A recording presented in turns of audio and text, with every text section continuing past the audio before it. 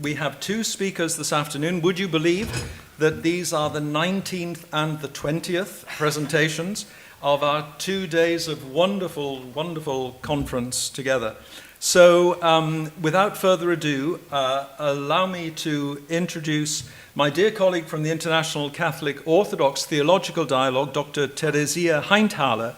She is Emeritus Honorary Professor of the Christology of the Early Church and the Theology of the Christian East, and in the Graduate School of Theology and Philosophy at St. Georgen at Frankfurt am Main. She has been working on the faculty of St. Georgen since 1986 on the great research project, Christ in Christian Tradition, founded by Alois Grillmeier. And here is the latest wonderful volume. And Theresia has been directing this project since 1994. She has been deeply involved with Pro Oriente over the years and is a member of the theological dialogue between the Assyrian Church of the East and the Catholic Church, and also, as I mentioned, since 2005, a dear colleague on the International Roman Catholic Orthodox Theological Dialogue and on the coordinating committee of that dialogue. And so her topic today is simply on the sheet. It says Catholic-Oriental Dialogue. More specifically, here's the subtitle, The Role and Task of Eastern Catholic Churches in Theological Dialogue Between the Catholic Church and the Oriental Orthodox Churches, and between the Catholic Church and the Assyrian Church of the East. Please let us welcome Professor Hainthaler.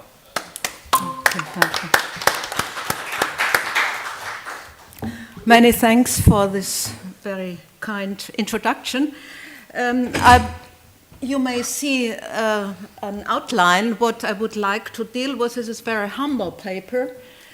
I will start with some preliminary remarks. Just for clarification, I would like first to remind us that we have to distinguish between official and unofficial dialogues, between bilateral and multilateral ones, and declarations of head of churches, which often were inaugurating a dialogue commission, and declarations of dialogue commissions, in order just to see the different levels.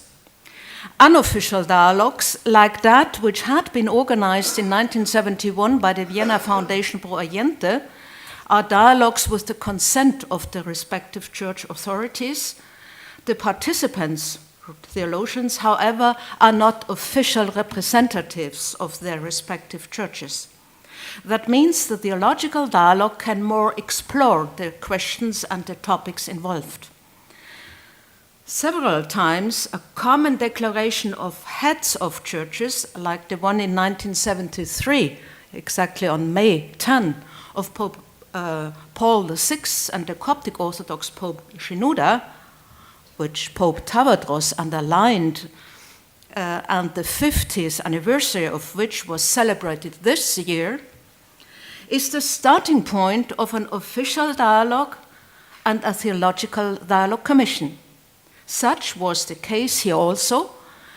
A dialogue commission came into being, a Coptic Catholic dialogue commission came into being, and the first official dialogue with an Oriental Orthodox Church as a whole was started.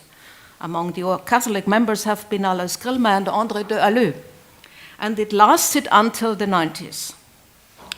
The dialogue between the Coptic Orthodox and the Catholic Church was a bilateral one. A multilateral dialogue was started by the Oriental Orthodox family in 2004 after the meeting of a preparatory commission in 2003 in Rome, which established the work plan, the agenda, the membership, the procedures, the methodologies, and the timetable for the joint commission.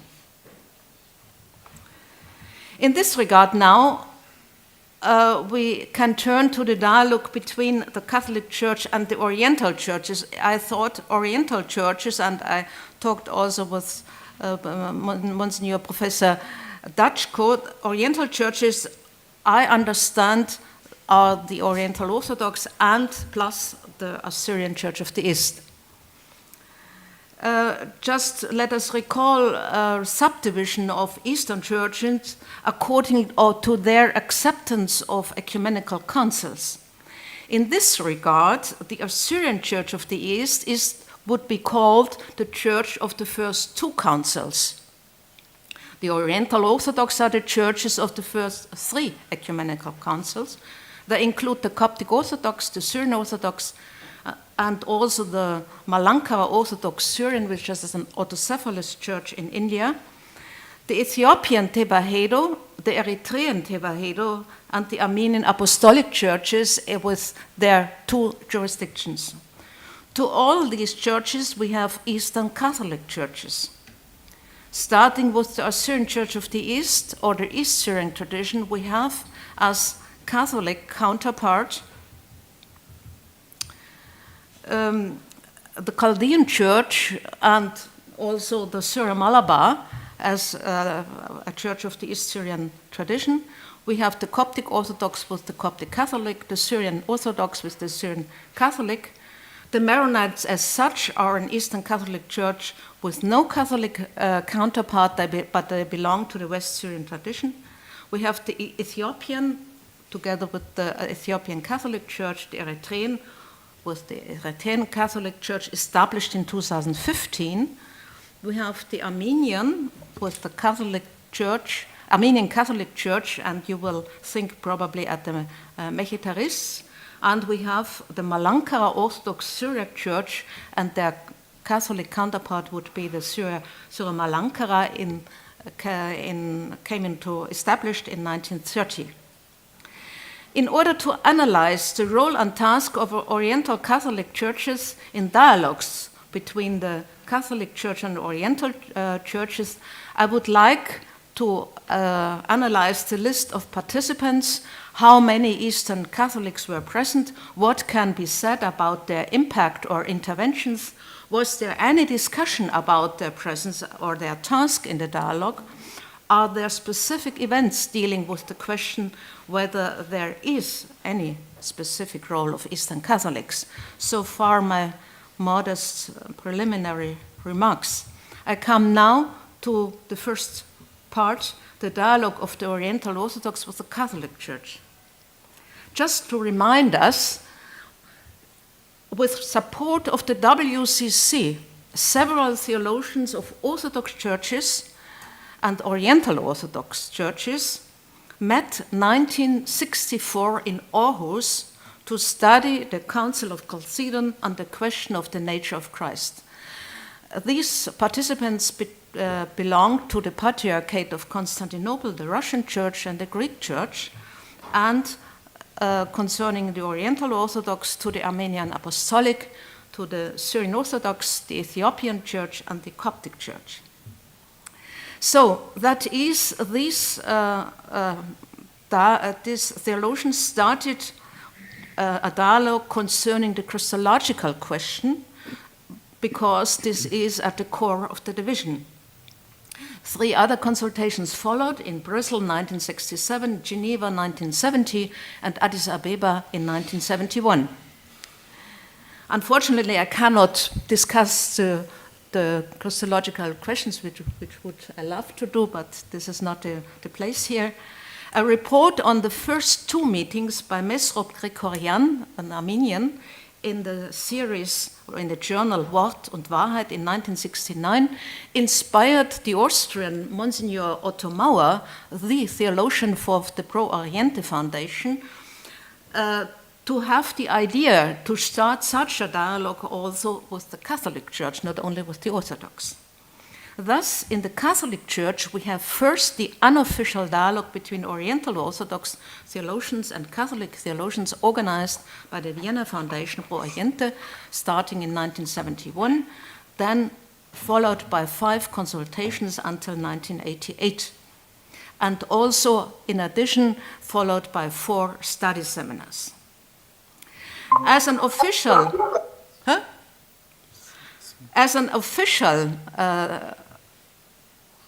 dialogue, as I mentioned already, we had the Catholic Coptic Orthodox dialogue which started with the Common Declaration of Pope Paul VI and Patriarch Shenouda. And as a whole, this official dialogue commission met 8 times, 1974, 75, 76, 78, 88, 1990, 91, 90, 92. Then finished. The dialogue came to a standstill despite some efforts from the Catholic side to revive the dialogue again.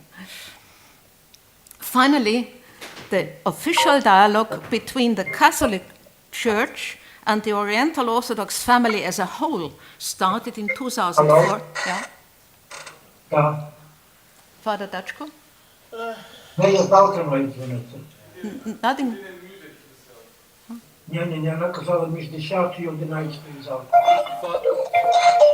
Okay. Father Ivan, No. could you mute your computer, please? It's done. Okay. Excuse me. I continue then with the point, the Vienna dialogue, an unofficial and multilateral dialogue. The publication have the subtitle Non-Official Ecumenical Consultations Between Theologians of the Oriental Orthodox Churches and the Roman Catholic Church. And this series, you can see already from this title that it was non-official and also that there were Roman Catholic theologians. Non-official was an original idea which is explained in the foreword of the first volume, and I quote, "All participants were invited to take part in a personal capacity as competent theologians, standing within the spiritual and intellectual tradition of their respective theologies and of the history of their respective churches, without having an official mandate given by their church authorities. Pro Oriente has, however, requested all participants to inform their competent ecclesiastical authority about the purpose of the consultation and the non-official nature of our invitation. This procedure proved to be the appropriate way of the start of this theological dialogue. However, we hope that there will be one day official consultations engaged by the hierarchies." So far, the president of Pro Oriente at that time in 1971. The topic was Christology. Otto Mauer, the theologian of the Pro Oriente, declared that, quote, "the Christological problem was not coincidentally but consciously chosen as the topic to be discussed. The dispute over the Christological formula at Chalcedon had been the origin of the schism. Christ for us is derived from his person. What he is to us and has done for us cannot be separated from the question of who he is. Thus, soteriology and Christology are interrelated complexes." As participants, 9 Oriental Orthodox, among them Bishop Shenouda, who soon after, in 14 November 1971, was elected Coptic Pope of Alexandria as Shenouda III. He died March 17, 2012.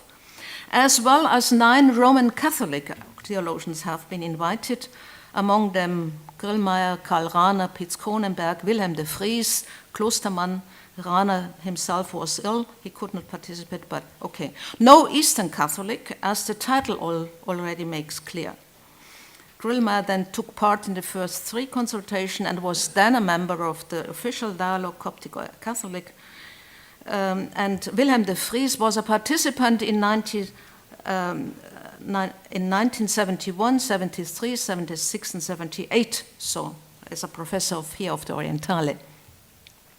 Co-president was for the first and the second consultation Monsignore Otto Mauer, who died in 73, shortly after the second consultation, and from the Oriental Orthodox side, it was Mesrop Gregorian, who from the third consultation onwards, Mesrop Gregorian acted as co-chair together with Father John Francis Long, Jesuit father, at the consultations. As a whole, in the first 3 consultations, only Roman Catholic theologians are listed as participants, no other, besides the Oriental Orthodox. However, for the first time at the 4th consultation in 1978, which was focused mainly on the problem of primacy, representatives of Eastern Catholic churches took part, namely 3 Eastern Catholics from the Coptic Catholic, the Armenian Catholic, and the Syro-Malankara churches. I have here the names: Athanasius Abadir, the Methodist General Abbot, and John Melam Parampil from the Tirewala. Mesro Gregorian Vardapet and co-chair of the consultation in his introductory statement devoted a longer paragraph on this specific event, and he put the questions: are they, namely the Eastern Catholics, in fact playing a role of mediator, or are they a hindrance to the rapprochement of churches? And is it possible to incorporate them in the ecumenical East-West dialogue? But then he is going on in his statement at the introduction. A limited participation of Oriental Catholics was deemed, quote, useful for our common dialogue and aim. Then he mentioned simply, upon the general wish of the conference, Pro Oriente invited some well-known representatives of Oriental Catholic thought in order to get an authentic interpretation of their traditions, end of quote. Gregorian underlined that it is a theological dialogue and meant not to solve practical problems and difficulties or to settle concrete questions. In the communiqué of the 4th consultation, one paragraph, paragraph 13, is devoted to the role of the Oriental Catholic churches, and I quote, "The Oriental Catholic churches will not even in the transitional period before full unity be regarded as a device for bringing Oriental Orthodox churches inside the Roman communion. Their role will be more in terms of collaborating in the restoration of Eucharistic communion among the sister churches. The Oriental Orthodox churches, according to the principles of Vatican II and subsequent statements of the See of Rome, cannot be fields of mission for other churches. The sister churches will work out local solutions in accordance with differing local situations, implementing as far as possible the principle of a unified episcopate for each loyalty." End of quotation. That's the paragraph which is devoted in the communiqué to the Eastern Catholics. And at the 5th consultation in 1988, only 2 Eastern Catholics took part among the observers, like also among the observers was also an Anglican, a Russian Orthodox, and a Greek Orthodox. The 2 Eastern Catholics came from the Coptic Catholic Church and from the Armenian Catholic Church. Just a comment on this situation. In view of the special focus of the 4th conference on the ecumenical vision of Eastern Catholics on dialogue with the Orthodox, we do not get to know the vision of the Oriental Catholics or Eastern Catholics, but we get the opinion of the Oriental Orthodox about their role, which they ascribe to them. It is first rather negative. They are no device, which means Eastern Catholics are no instruments to bring about Oriental Orthodox in the Roman communion. But behind is apparently a suspicion that Oriental Orthodox would become mission fields, so to say, for the Eastern Catholics. You can feel this suspicion. Collaboration in the restoration of Eucharistic communion is seen as helpful, though not further elaborated. A focus on local solution is also can also be felt, and it is expressed, and the desire to implement as far as possible one bishop at the place. so far the situation in 78, a long time ago already. So that's a view on these 5 consultations. Then a series of 4 study seminars came, and these are also headed under the headline Vienna Dialogue, published also later in the 90s of Pro Oriente, the Vienna Dialogue, the 5 consultations and 4 study seminars. The first study seminar was on primacy in 1991, on councils on conciliarity in 1992, on ecclesiology and unity of the church in 1994, and on authority and jurisdiction in 1996.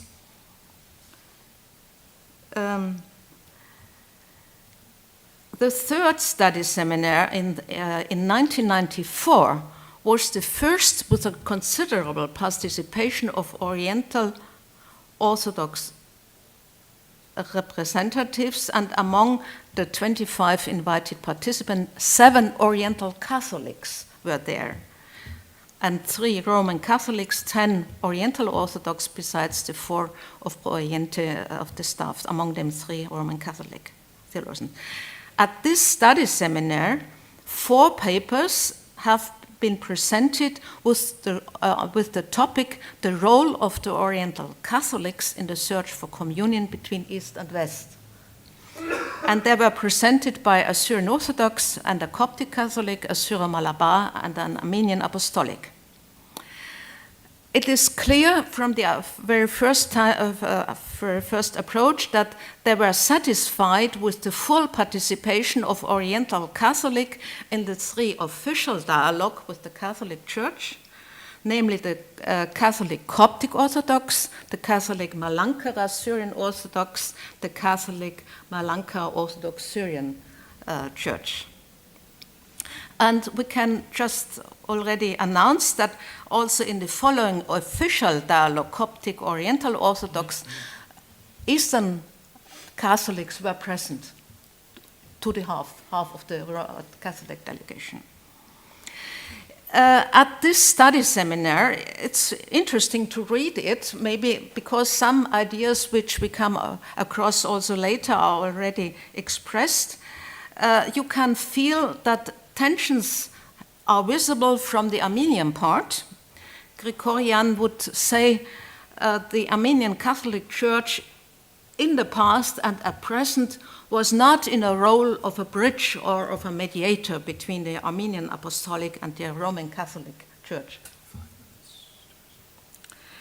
Interesting also the position of the Coptic Catholic, that the Oriental Catholic had still and have the task to make the whole Orient present in the thought, the life, and the organism of the Universal Catholic Church.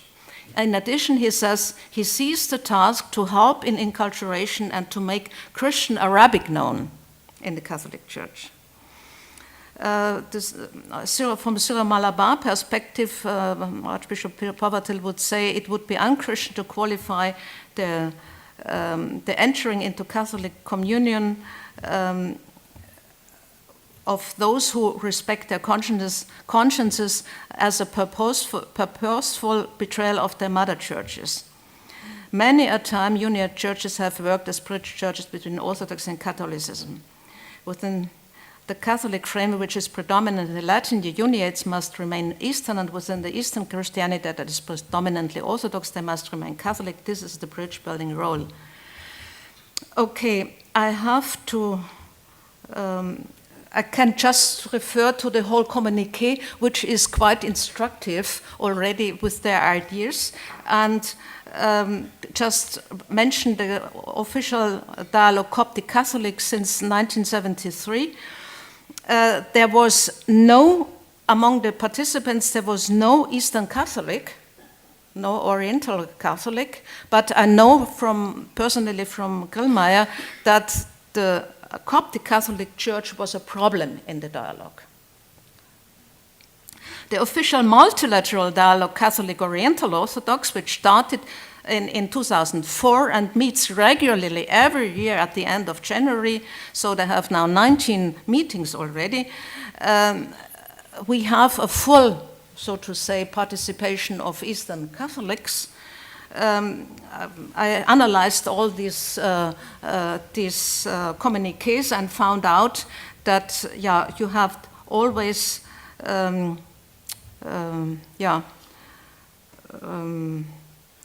Syro-Malabar, Maronite, Armenian Catholic. You had Coptic Catholic, Ethiopian Catholic, Syrian Catholic. Representatives in that. I can show you the list, so that's very clear that and you can see from the outlook that it is a policy of the Dicastery for Promoting Christian Unity to have half of the representatives of the Catholic delegations with Eastern Catholics. I looked also at their input. There have been papers given by Eastern Catholic in an average. For every consultation, there was at least one paper from an Eastern Catholic perspective. In the coming out of the documents, they have, up till now, they have the document on the nature, constitution, and mission of the Church.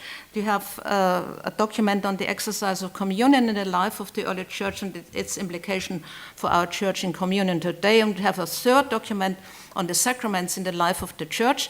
In the first two, there is no reference to Eastern Catholic, which is understandable as such, but in the document on sacramental life, on the sacramental theology, it is clear expressed that Eastern Catholic follow the practice of the Oriental Orthodox in the sacraments of initiation, in baptism, in chrismation, in marriage, and orders. And they are quoted always how they do it, so I could present it.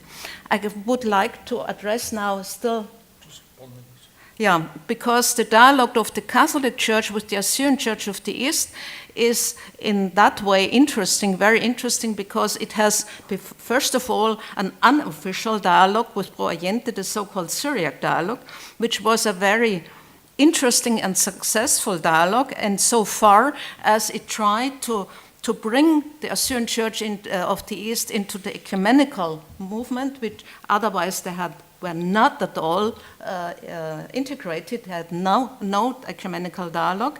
And this was not possible as such. It was only possible in the framework of a Syriac dialogue. That means all churches of Syriac tradition came together, whether Oriental or whether Catholic or even Protestant and autocephalous, and at least at 10 or 11 churches, and the binding framework was the Syriac tradition, which was quite a big discovery, because this was a tradition which really bound them together and helped to find new solutions. That was very interesting.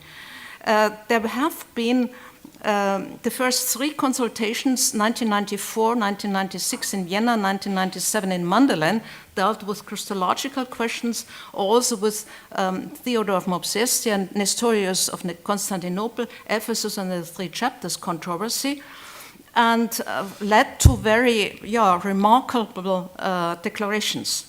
And I would like to underline that the Syriac dialogue was not only a dialogue of representatives of Syriac churches together with some experts, but it was a dialogue of the Syriac churches among themselves. The experts which were there were more helping, but they were really dialoguing with them among themselves. The groundbreaking Christological Declaration of 11 November 1994, signed by Pope John Paul II and Catholicos Patriarch Martincha in Rome, was followed then by an official dialogue,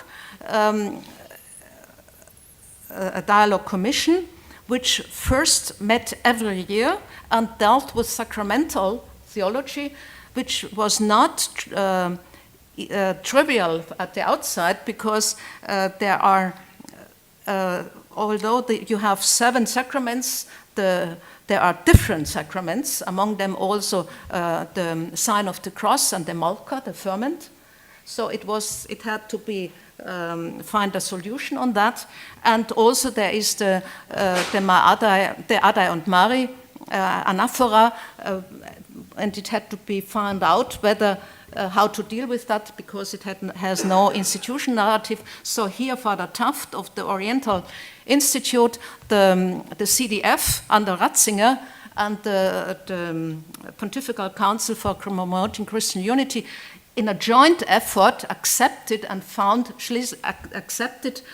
Adai and Mari anaphora, and also then found guidelines for full communion of Chaldeans and Assyrians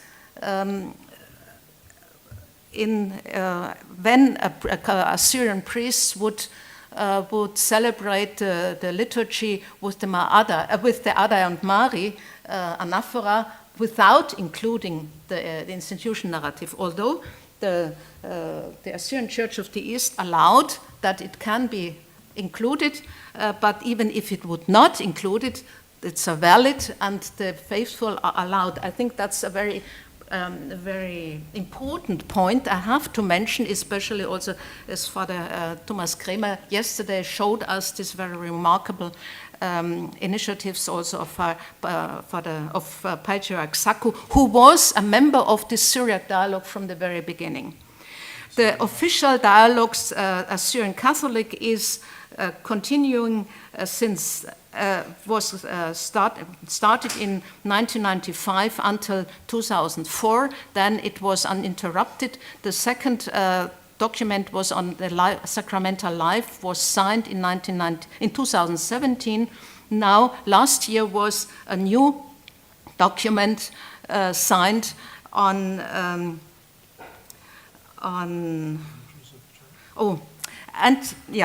but I have also to mention, because this is very important, the collaboration, the special collaboration between the Assyrians and the Chaldeans, because there was a joint patriarchal statement in 1996 and a joint synodal decree for promoting unity in 1997,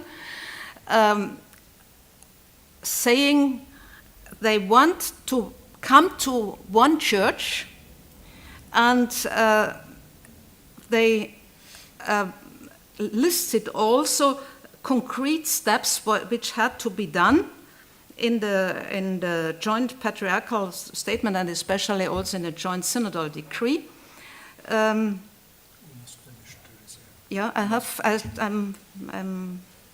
there, and this was signed, but it was not put into practice as far as I know. So this shows us that these two churches are very close. Although it's an Eastern Catholic church, but they have both, there's a strong will among leading persons to re-establish the ancient Church of the East. Okay, I have to, unfortunately, to stop here, but just to mention also in this dialogue, at least more of the half of the Catholic delegation is our Eastern Catholics. Theresia, thank you so much.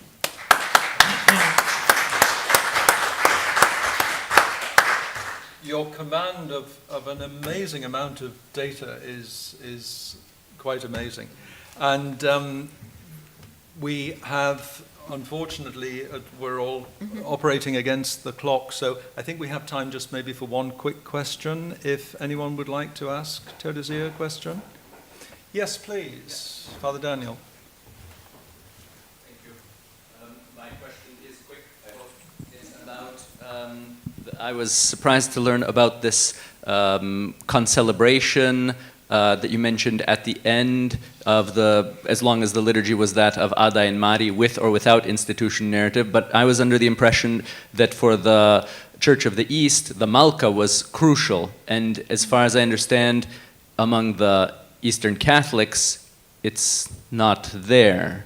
So I found it fascinating that they were willing to compromise on not just the institution narrative, but on the Malka, which I thought was central. So was that not discussed, or maybe it's a sign of kind of giving a bit up in order for union?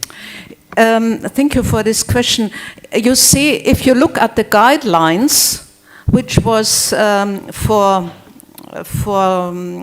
guidelines for celebrating, it is not mentioned. Malka is not mentioned. So it was in the Syriac dialogue, I think in the fourth or fifth consultation, it was discussed, but it was not that decisive as that it was put into the general document and so. And of course, this Eucharistic communion, so to say, is for Assyrian and Chaldeans only. If we had a dialogue commission and Bishop Metropolitan Ma Abrem would celebrate, then the Chaldean members of the Catholic delegation would receive communion, but we Roman Catholics not. Thank you. Thank you very much. Thanks again. And so, as our final presentation,